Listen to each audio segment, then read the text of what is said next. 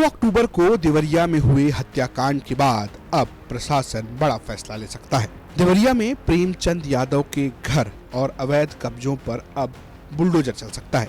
जी हाँ, आप बिल्कुल सही सुन रहे हैं। देवरिया में प्रेमचंद यादव के मामले में अदालत की तरफ से अपील को खारिज कर दिया गया है। ऐसे में प्रशासन के बुलडोजर चलाए जाने की संभावना अब ज्यादा नजर आ रही है। दरअसल इसमें निचली अदालत के फैसले को लेकर प्रेमचंद का परिवार ऊपरी अदालत में अपील के लिए गया था, जो खारिज कर दी गई है।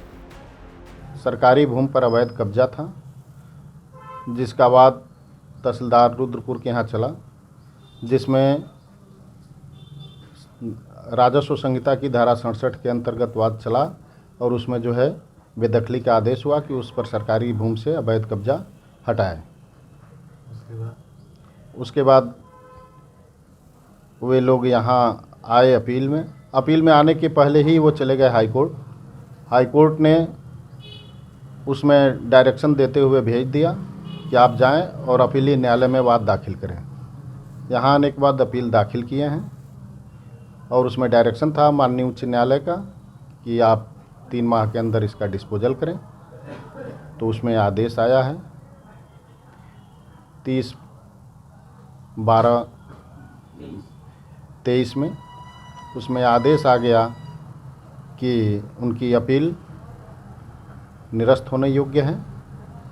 इनका उससे रिलेटेड कहीं भी किसी भी प्रकार की भूमि नहीं है। उसके चारों तरफ सरकारी संपत्ति है जिस पर इनका अवैध कब्जा था। इस फैसले के बाद इस बात की चर्चा तेज है कि अब प्रेमचंद यादव के घर और अवैध कब्जों पर प्रशासन का बुलडोजर चल सकता है।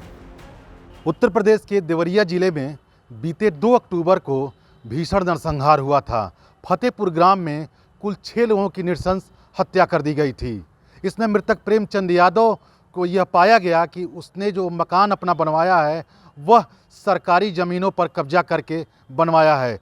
इसमें 5 मुकदमे तहसीलदार कोर्ट में दाखिल हुआ और तहसीलदार कोर्ट ने यह फैसला सुनाया कि जो प्रेमचंद यादव व उनके परिवार वालों ने जो मकान ये बनाया है वह सरकारी ज़मीनों पर अवैध कब्जा करके बनाया है और उन्होंने फैसला सुनाते हुए बेदखली का आदेश दिया। जिसके बाद मृतक प्रेमचंद यादव के परिवार वाले हाईकोर्ट पहुँचे, जिसमें हाईकोर्ट ने 14 दिनों का स्टे देते हुए यह डायरेक्शन दिया कि वह न्यायालय में जाकर देवरिया अपील करें। जिसके बाद डीएम कोर्ट में मृतक प्रेमचंद यादव के परिवार वालों ने अपील की और जिसमें लगातार सुनवाई चल रही थी और 30 दिसंबर 2023 को डीएम कोर्ट द्वारा यह फैसला लिया गया कि यह जो तहसीलदार रुद्रपुर ने जो फैसला दिया था वह सही है। यानी इनके जो मकान, जो इन्होंने ज़मीन जो कब्जा किया है वह सरकारी ज़मीनों पर खलिहान की ज़मीन, वन विभाग की ज़मीन, नवीन पर्ती की ज़मीन और स्कूल की ज़मीनों पर कब्जा करके बनाया गया है। लिहाजा इन्होंने अपील को निरस्त करते हुए बेदखली का आदेश दे दिया है। अब देखना होगा मृतक प्रेमचंद यादव के आलिशान कोठी पर कब बुलडोजर की कार्रवाई होगी।